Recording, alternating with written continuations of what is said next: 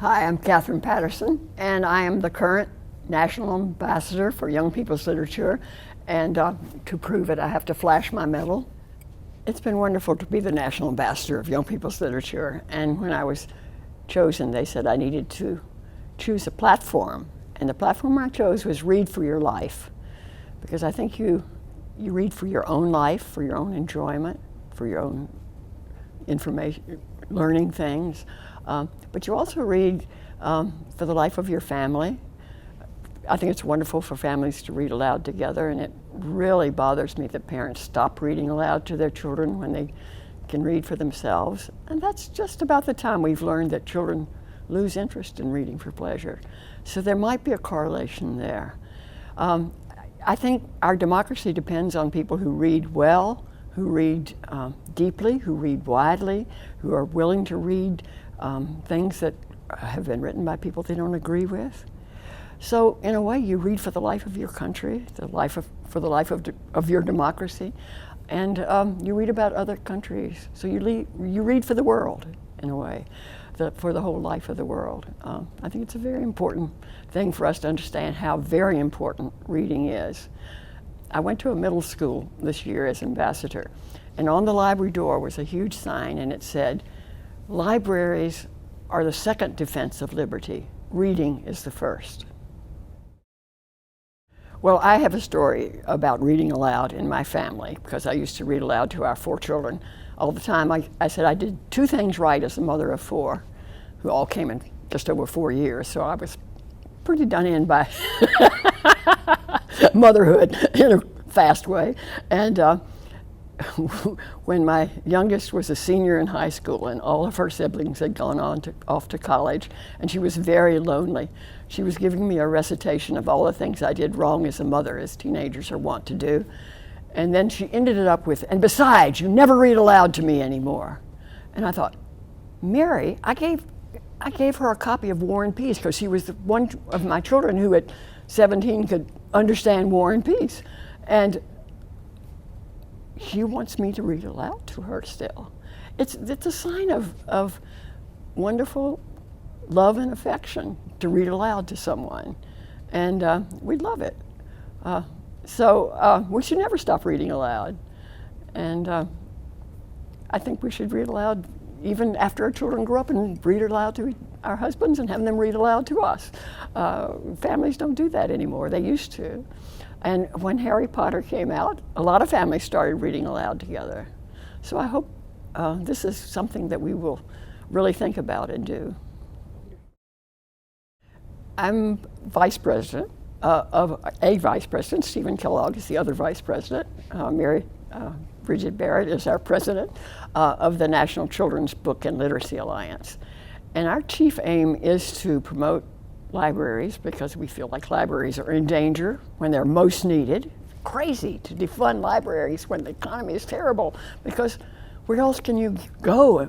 I mean, in our town, you go there to get warm, but also you go there to get books that you couldn't possibly afford to buy, all those wonderful books that are right there waiting for you to read. So we are really concerned about libraries, both in schools and trained librarians in schools that will help children find the right books. And we're also concerned that children have access to books, that they learn to read well and widely, and become lifetime readers. The NCBLA, with the Center for the Book at the Library of Congress, decided to do something that would bring children and young people to the read.gov website, and also would be a place where teachers, by using the bait of a crazy story, teach a multitude of things, from brain games to art history, and also Maria Salvador, whom you may or may not know, contributed a wonderful annotated list of books that would lead children into the wild and wonderful world of books. So it does a great deal more than just have a crazy story, but it does, at the base, have a very crazy story, which is a game, really. One writer would write a chapter and pass it on to the next writer to write the second chapter.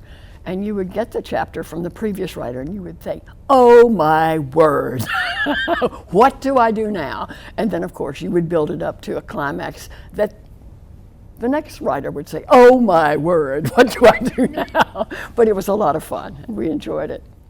I haven't read the print version. The book has just come out of The Exquisite Corpse. And since you had to wait 2 weeks to find out what happened next when it was online, and all you have to do is turn the page to find out what happens next with the book, I'll be interested to see if there's as much interest in the book as there was in the online version. It'll be fun to see. Some years ago, my husband John found out that Margaret Mahy, one of his favorite writers, had said that a book called The Flint Heart was the book that she most wanted children in the 21st century to be able to read. And since he was a great admirer of Margaret's and he'd never heard of The Flint Heart, he went on a quest to find this book. Now you have to understand that my husband John thinks he's going to outlive computers, that they're just a passing fad. So he went to his local bookstore and said, can you find this book for me? And they did find it. And we got this old sort of buff colored book with an Art Deco engraving on the front. And he began to read this story and he just loved it. But you'll have to realize that John should have been a Victorian or at least an Edwardian. And he gave it to me to read and I said, yes, it's wonderful, but it's very old-fashioned. But John wasn't going to be discouraged by that. He began sending it out to various publishers saying, don't you want to republish this book? It's such a wonderful story. And they all said no. He sent it to 4 or 5 publishers. And then he and our son John had done a book for Candlewick. So he sent it to Karen Lotz at Candlewick because he knew Karen had a lot of good taste. So Karen loved it too, but she said, we can't publish it the way it is. What can we do to preserve this story? So we thought, and I think the thinking took more than the actual doing, trying to figure out how to preserve this wonderful story for another 100 years of reading, and make it accessible to modern readers. And so we had to take out a lot. We called it a free abridgment. We removed a lot of things like the political jokes of early 20th century in England, which we figured American readers would probably not understand. And then there were page after page of the varieties of fairies that lived on Dartmoor at that time, just lists. There was descriptions of flora and fauna that went on interminably. And then Eden Phillpotts actually liked to hear himself talk, obviously. So there was a lot of Eden Phillpotts enjoying himself. And we enjoyed him too, but we thought maybe enough was enough. So we just, John would read a chapter and he would decide what was essential to the story in the chapter and what was not essential. And then I would go upstairs to my little study and rewrite accordingly. And a few things we had to add because Eden forgot to put in motivation in a couple of places, or he seemed to contradict himself every now and then. But mostly it's Eden Phillpotts' language. It's certainly all of his characters, and the story is his. So we have to give him a lot of credit. In fact, when I got the book and his name wasn't on the cover, I immediately emailed the publisher and I said, where is Eden's name? Well, it's on the title page, but not on the cover. I guess the publisher thinks our names are better known than Eden Phillpotts' name. People might wonder what appeals to modern readers, because it is really a early 20th century story. It's published in 1910 originally. It's just a wonderful story. And it's not Katherine Paterson, it's Eden Phillpotts. It's his wonderful whimsy, it's his wonderful language.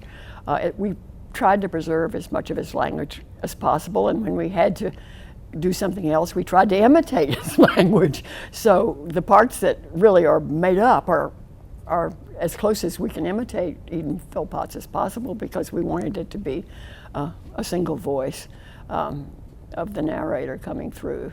although the publisher suggested that since there were two of us doing it, we should say we instead of I, where Philpott says I.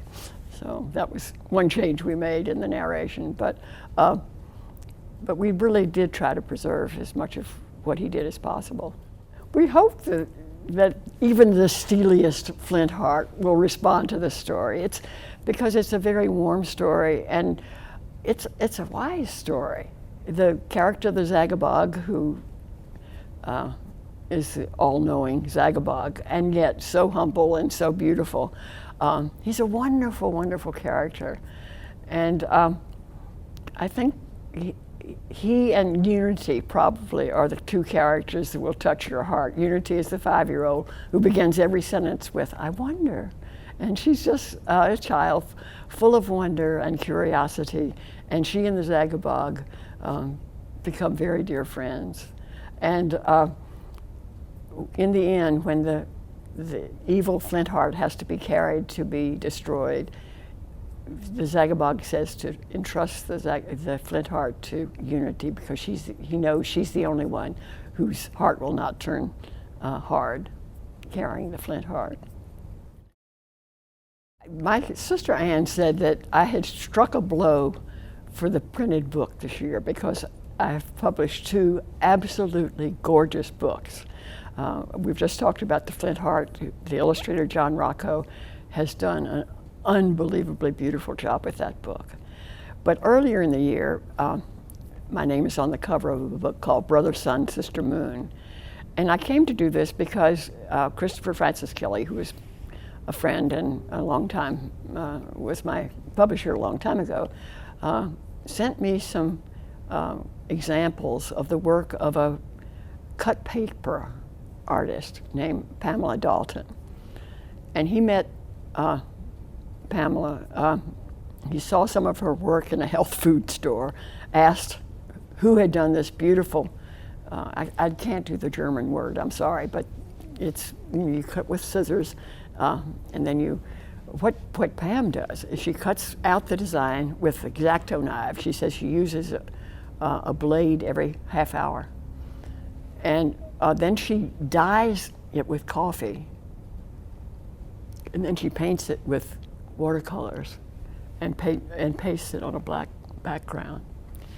And when Christopher saw the work, he was astounded. He knocked on Pamela's door and said, "Would you like to do a book?" And she said yes, and she would love to do a book using St. Francis of Assisi. So Christopher asked me if I would be willing to rewrite, I seem to be only rewriting this year, rewrite for modern readers, the Hymn to Creation, Brother, Sun, Sister, Moon. And it was a wonderful exercise for me as well to read St. Francis' ancient words and try to make them my own. I've really loved what happened to me as I was doing that. Impact on me of taking somebody else's words and trying to reframe them. First of all, I'm very humble, because I know the 2 writers that I reworked this year are wonderful writers. So you approach it with a sense of humility. How dare I, in a sense, do this? And yet you're eager to make those words so much a part of yourself that when they come out, they're fresh. I guess that's what you're trying to do, is just to make fresh what is really beautiful in itself.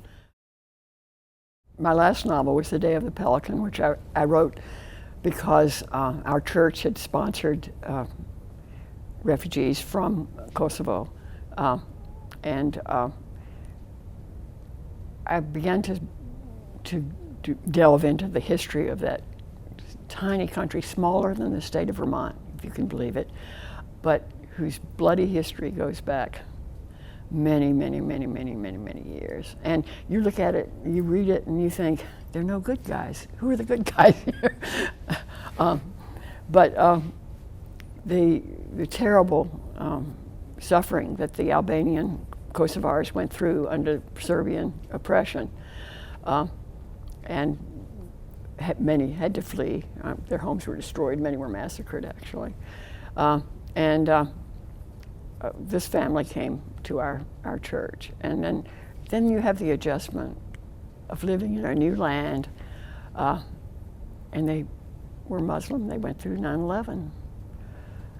So they thought they had left prejudice and oppression behind, and suddenly they find that they're considered the enemy by some in this new country. So it's a hard story. I hope it's not a story that is without hope. I think it does show hope and resilience, and also shows the strength of family. This family hung together through all kinds of terrible things and triumphed. And beyond the family, there is the community, the caring community eventually, the people that welcomed them to Vermont, the Christian church, because they were very suspicious of Christians because it was the Christians who persecuted them in their native land. And then gradually the school community begins to accept them and to care for them. People ask me about hope in children's books, and they say, well, don't you have to have hope if it's a children's book? And I think, if you write a book and then tack hope on the end, there's something really wrong with that. You write out of yourself. If you're a person of hope, then there's going to be hope in your book. If you have no hope as a person, then probably that will be reflected in your book. The book is who the author is, for better or for worse. And I'm not always proud of what comes out in my books, but I know it's who I am at a almost subconscious level. It comes out. So if you're a person of hope, then the book will have hope, even if things look very dreary and hopeless in the course of the story. It is sort of an amazing feeling to know that your book's being read all over the world. I got in the fan mail pack the other day a picture from Syria, if you'll believe it, of all these children reading my books.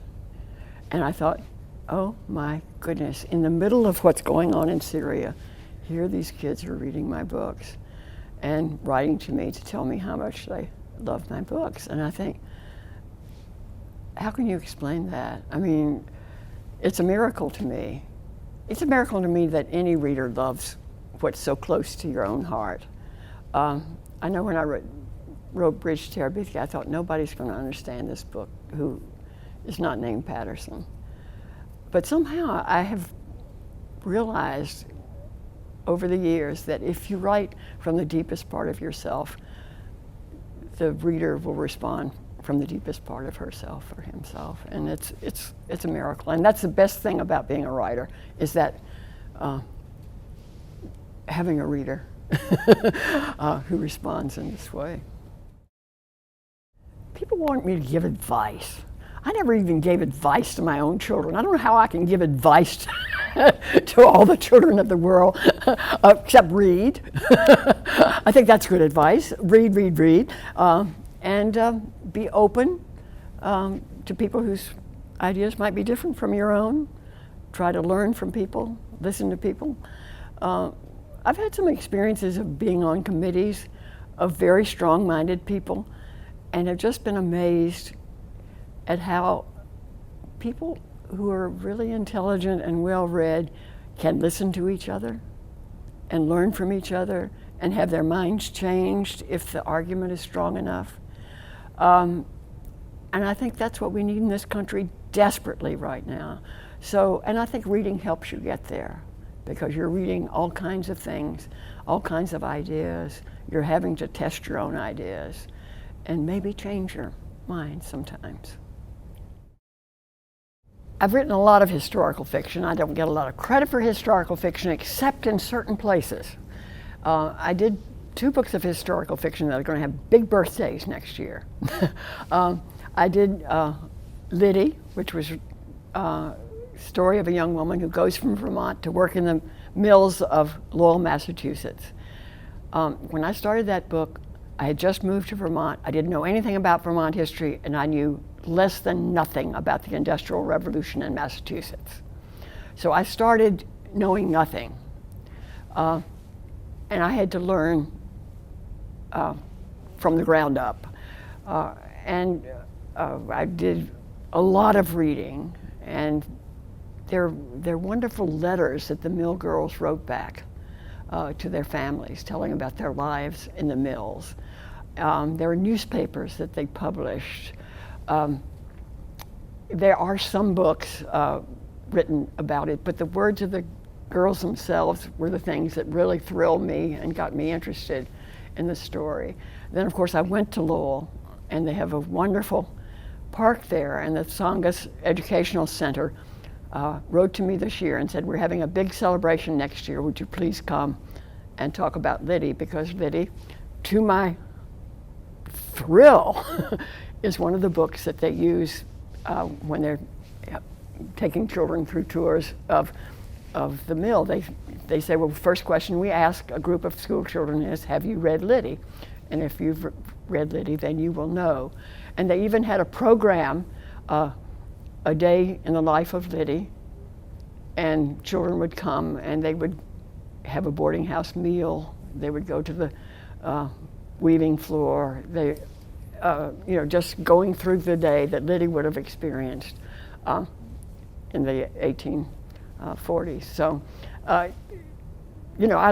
love the fact that I knew nothing when I started, and yet the people who know the most think my book is valuable. Isn't that great? I can't believe it. Well, teachers use Liddy all the time.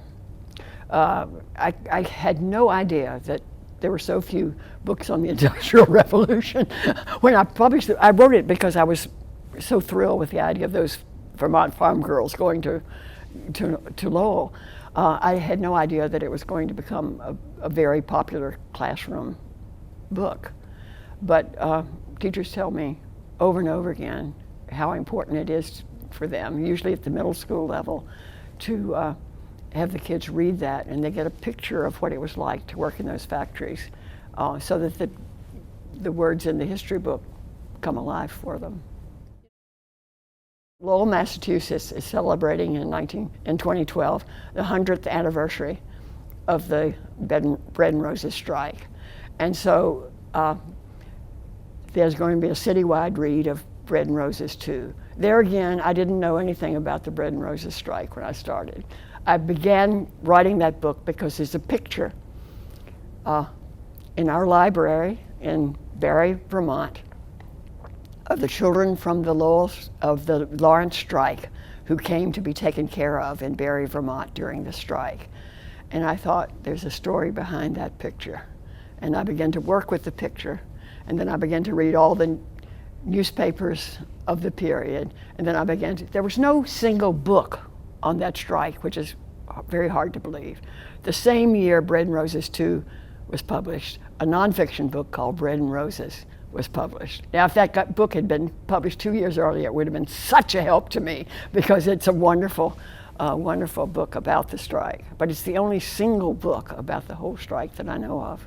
There are chapters in other books, but this is probably the most important labor strike in American history, and one of the most successful, because the strikers got everything they asked for.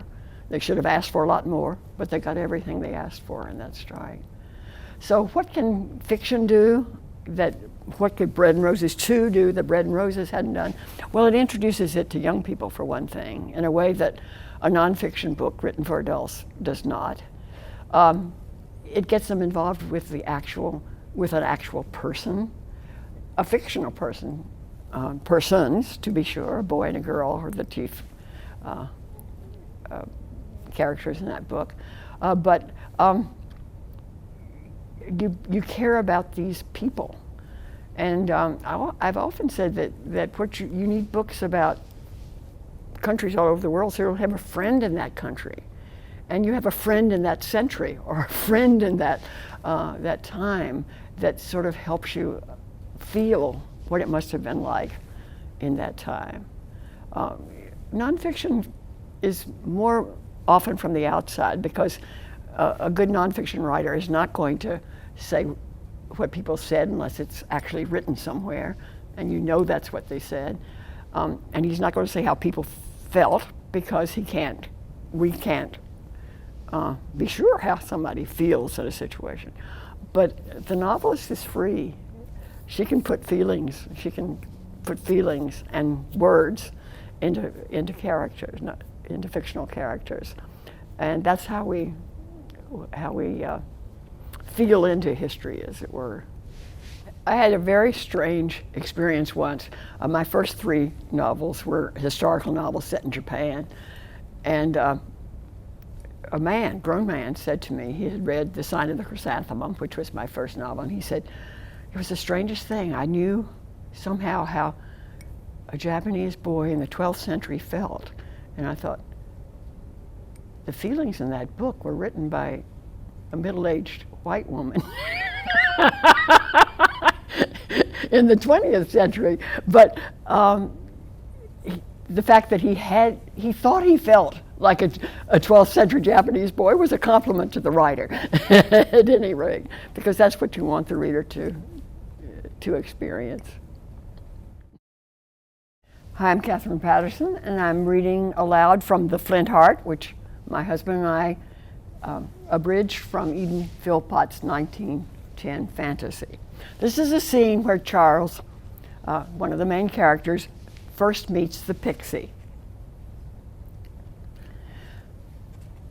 After this, there was a long silence, and Charles, who had a kind heart and liked to talk of things that he knew interested people, asked the pixie about the book he was reading, because he thought the pixie would be pleased to talk about it. The work I am perusing happens to be a dictionary, answered the fairy. There is much pleasure and profit to be won from the pages of a dictionary. I have read and studied every letter of the alphabet, all but Z.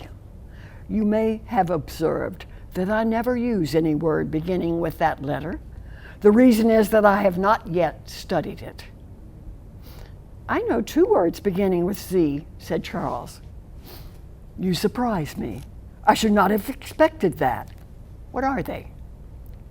Zebra and zany, answered Charles. Thank you. I have met the zebra within works of natural history, said De Quincey. But zany is unfamiliar to me. What do you mean by it? A chap who plays the clown, who's foolish. Capital, said the fairy. I'm tired of calling the other fairies fools. Now I can call them zanies instead. It will make a nice change. I thought all fairies were sharp as needles, said Charles, quite surprised by the idea of foolish fairies. Far from it. Society of all ranks consists mostly of fools.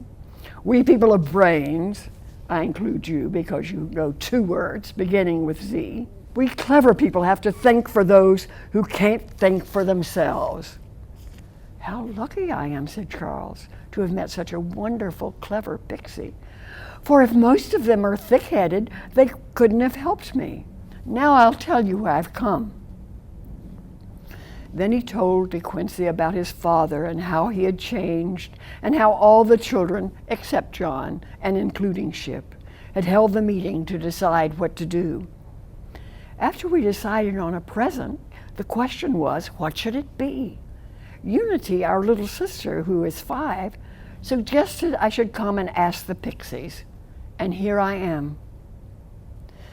De Quincey thought for a few moments.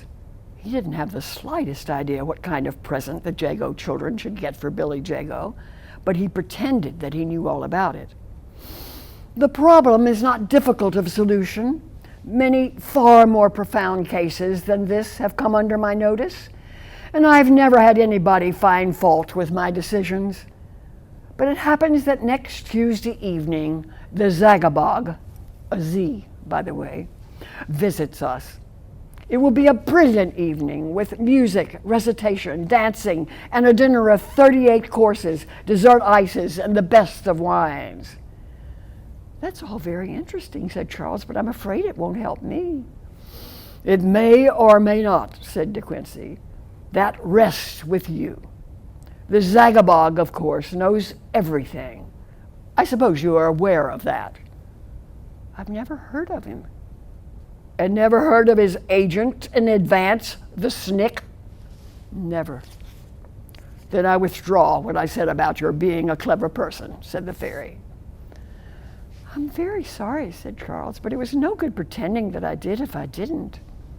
Not a bit, De Quincey agreed. The Zagabog is easily the best, most brilliant, and the wisest creature of the universe. What he doesn't know doesn't matter. Now I tell you what I can do.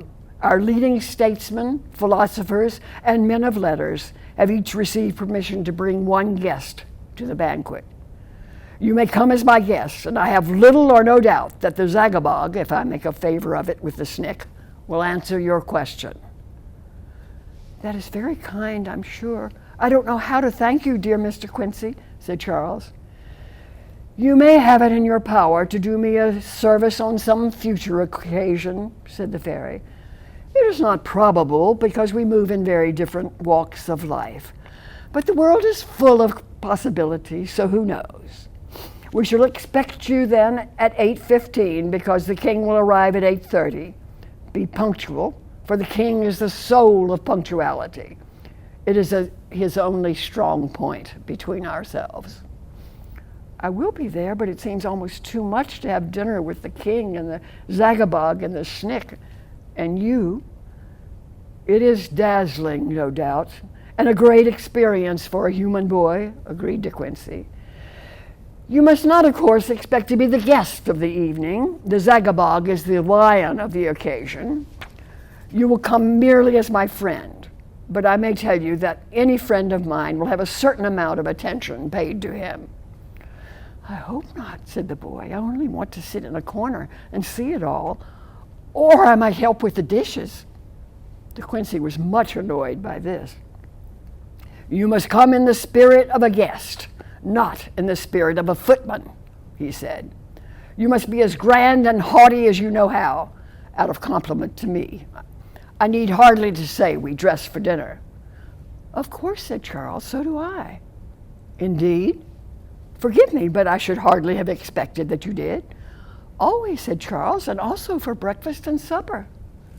De Quincey was quite impressed. He had always felt that dressing for dinner was a matter of pure convention. Why dress for dinner if you don't dress for breakfast? Why indeed, said Charles. There is no explanation, I hope, said the fairy, during the course of the banquet that you will take occasion to mention pretty loudly how you always dress for breakfast. Certainly, if you wish it, said Charles. It will show that you possess the precious gift of originality and may add to your importance. I'm Catherine Patterson, and I'm reading from The Exquisite Corpse Adventure, which is a progressive story game played by 20 celebrated authors and illustrators. And I'm reading from a chapter which I wrote, which is called The Lost Clue. Do, said an ominous yet familiar voice outside their berth. There's nothing you can do, kiddies. It is exactly 47 ticks of the clock. This train will come to the final bridge, and I do mean final. Boppo? Joe stuck his head out between the curtains to see the painted face and bright red nose he thought they'd left far behind. What are you doing on this train? Boppo laughed. It was an evil, unclown-like sound that sent shivers down our hero's spinal columns. Do you think you could run away so easily? But no time to chat.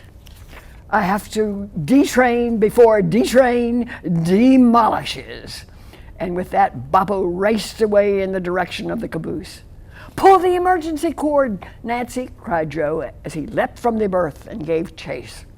Nancy yanked the red handle above the berth. Almost immediately, the great train shuddered and squawked to a stop. In the distance, she could hear it, a gigantic explosion. She pushed her way down the aisle, which was quickly filling with passengers who were furious at being so rudely awakened. She found Joe staring off the back of the train. Boppo was long gone. Nancy, we've got to get off this train now, while it's stopped. And not warn the police about Boppo? Nancy was horrified. No, she said. First we need to make an anonymous tip. If only we had a cell phone. There are lots of people milling around, said Joe. I'll pickpocket a phone. Joe had picked up a lot of useful tricks working in and around a circus. That's dishonest, said Nancy, who was highly moral. But I guess it's better than letting potential killers get away. A phone was appropriated from a passenger in the dining car, and the authorities were called. With a clear conscience, our noble twins left the borrowed phone on the rear platform, climbed off the train, and walked forward past the stalled engine. Ahead in the moonlight, they could see on their left the shining rails upon a second railway trestle, and on the right, the twisted metal remains of the bridge that their train had been scheduled to cross. Now what? Said Joe, peering down into the deep gorge that lay beneath the once twin spans. It would take hours in broad daylight to hike down and up this chasm, and we'd never be able to swim that roaring river at the bottom anyway. Fortunately, the moon is bright, said the valiant girl, and having been raised in a circus, we are expert tightrope walkers. We will walk across the surviving bridge. Without a net? Naturally, said Nancy. Take off your shoes. We'll do it sock-footed. We won't say that Joe was afraid, but he was a better pickpocket than acrobat.